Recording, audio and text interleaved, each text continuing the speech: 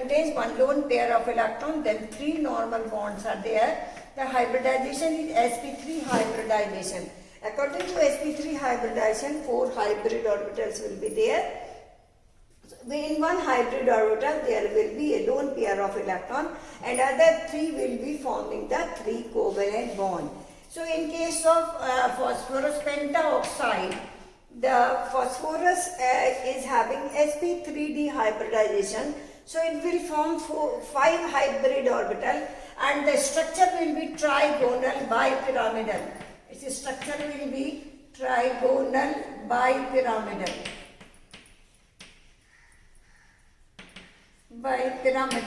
And here the bond angle will be 120 degrees at 20 degree, and these two bonds which two are the perpendicular of the plane bipyramidal. So having the two pyramid over this, and then the bond angle here will be the 90 degree. So in case of PCl5, the hybridization will be sp3d, and then the structure will be trigonal bipyramidal, and the bond angle will be 120 degree and 90 degree.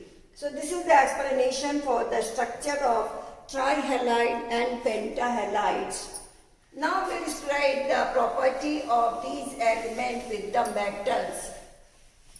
The metals which are electropositive in nature, they only react with these metals and form their negative ion that I already taught you, the nitride, phosphide, like nitrogen combined with the electropositive element like the magnesium, then sodium, then they form their corresponding nitrides.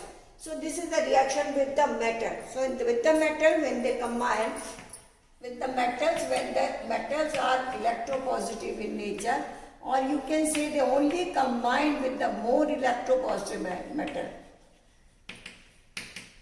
like the calcium, magnesium, etc.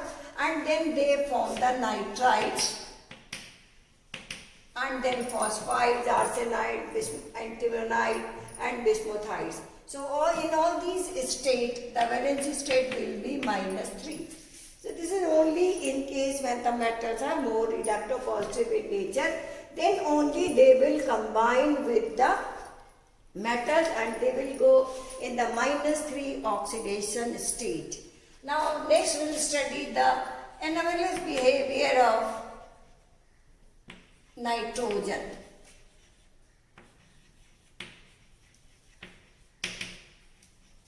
Behavior of nitrogen. Now in this group, nitrogen has exceptional nature when it is compared with the other elements. Then we have to write what is the reason behind for the anomalous behavior of the nitrogen. Now you know that nitrogen is the first element of this group. So the first point for it is it is having the smallest size. In this group, the nitrogen has the smallest size. Number 1. Number 2, it is having the highest electronegativity. Highest electronegativity. Or you can say the nitrogen is most electronegative element in this group. The next property, it is not having the d orbital, that we can say the absence of d orbital. Absence of d orbitals. So it is having the smallest size, highest electronegativity, and then the highest ionization enthalpy also, and then the absence of d orbital. And then you can say because the nitrogen is the smallest one here, so it can alone form multiple bonds. So nitrogen can form pi bonds, can form the multiple bonds. All other elements, because they are bigger in size, that's why they cannot form pi bonds, and that's why nitrogen exists as N triple bond N as diatomic molecule due to the formation of pi bond between the two nitrogen atoms, and all other elements exist as the E4, that is tetrahedral structure, because they cannot form pi bond due to bigger in size. So this is the exceptional nature for the nitrogen. Nitrogen cannot form pi bond, nitrogen can form pi bond and all other elements cannot form pi bond. That's why nitrogen exists as diatomic molecule as well as gas also, and all other are the solid. So nitrogen is diatomic molecule and having no intermolecular forces, and that's why it exists as diatomic molecule, and all other elements exist as E4 molecule because they form the 4 covalent bond and they cannot form the pi bond by the sidewise overlapping of the p orbital. And then we can write this is the multiple bond formation. So highest electronegativity, highest ionization energy you can add here. The 5 is highest ionization energy.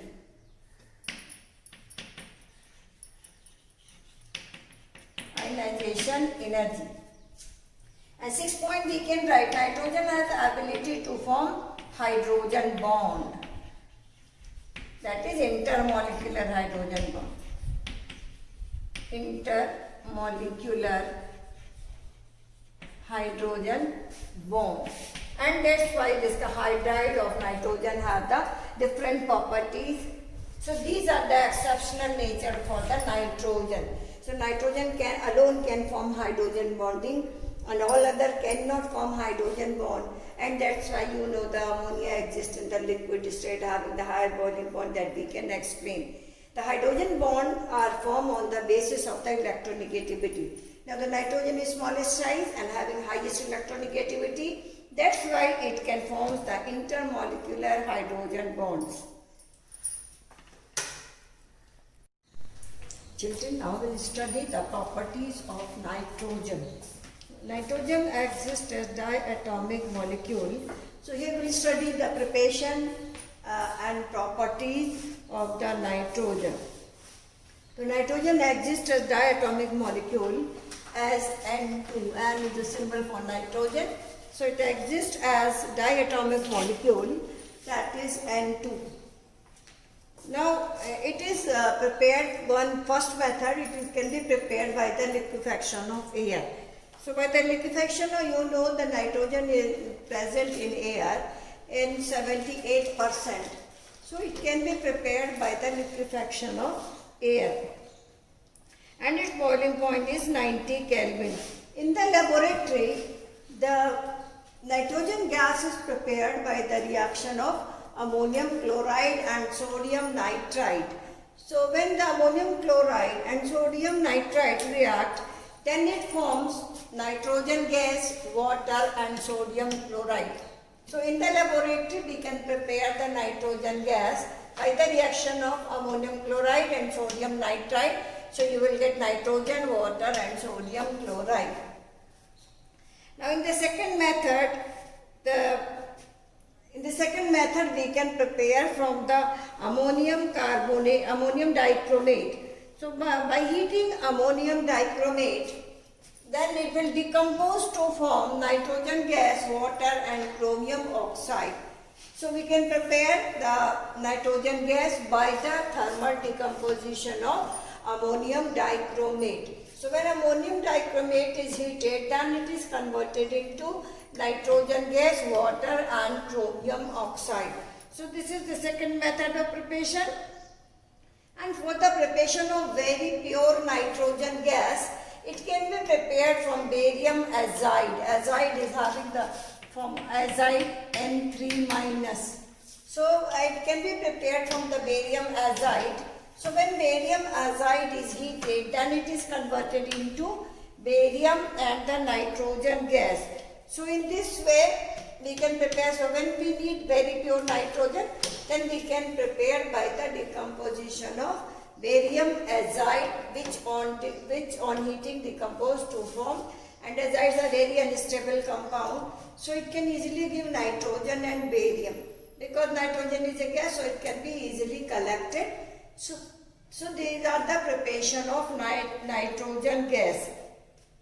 Now the properties, first we will study the physical properties. Clear? In the physical property you can write down the nitrogen exists as diatomic molecule. It is a gas at normal temperature and in the formation you have studied in 11th class also, the diatomic molecule have forming the triple bond between the two nitrogen atoms. Because these nitrogen atoms are having no intermolecular forces, that's why at normal temperature it exists as gas. And it is very less soluble in the water, solubility is very less. Chemically, the nitrogen gas is inert in nature or having very less reactivity, and that is due to the formation of this triple bond. Nitrogen is very small in size. You have already studied about the abnormal properties of the nitrogen. So nitrogen is small in size, so it forms the triple bond between two nitrogen atoms. And that's why large amount of heat energy is required for the breaking of nitrogen. And that's why we can say thermodynamically nitrogen is very stable gas. So at normal temperature it does not react. So when the inert medium is required, then we use nitrogen gas. So there is a physical property, solubility, then you have studied the boiling point is 90 Kelvin, very low boiling point. Now when at higher temperature, the nitrogen break down and it will react with the metal as well as non-metal. So we can divide the chemical properties into two parts, one with the metal, the other with the non-metal. So with the metal, some metals like the lithium and magnesium, when they are heated in the presence of air, in the presence of nitrogen, then they burn with the dazzling light. So when we heat the lithium with the nitrogen gas, then it forms lithium nitride. You study about the oxidation state, that is -3. So these are the electropositive metal. Lithium will react with the nitrogen, then it forms the lithium nitride. In the similar way, when magnesium is heated in the presence of nitrogen, then it forms magnesium nitride. So this is the name, this is called as magnesium nitride. So these two metals react with the nitrogen in the presence of air and to form lithium nitride, and magnesium aluminium also react with the nitrogen gas to form aluminium nitride. So we can divide the first part is with the metals. So you can write that these two are given in your book. You can mention there lithium nitride also. Lithium when heated with nitrogen, then it forms lithium nitride, having the formula ALN. So these two reactions are related to the reaction with matter. Now the next two reactions are related with the non-matter. So when these compounds which are formed, they are ionic in nature. So when nitrogen reacts with the metal, then it forms ionic compound. But when it reacts with the non-metal, then it forms covalent compound. So when nitrogen reacts with the hydrogen, it forms ammonia, that is a covalent compound. So that process, Haber's process, that we will study later on, and the preparation of ammonia, because you have to study preparation and properties of ammonia also. So when nitrogen is heated with hydrogen, then it forms ammonia. Second, when the nitrogen and oxygen are strongly heated, then it is converted into nitric oxide, and this reaction is reversible in nature and it only takes place at very high temperature. So it will take place very high temperature and it is reversible also. So these two reactions with the non-metal. So when nitrogen reacts with the hydrogen and oxygen, both are non-metal, then it forms, here you will get the ammonia, that is hydride of nitrogen, and oxide, and that is nitric oxide. So these are the properties of the nitrogen, preparation and properties of the nitrogen. So you will do it, and in your book the question in text question is given, why is nitrogen less reactive at room temperature? So you can write from here, the nitrogen is very less reactive at room temperature due to the formation of triple bond between the two nitrogen atoms, and for the breaking of this bond it needs large amount of heat energy, that's why it is inactive at the normal temperature. So these are the properties of the nitrogen.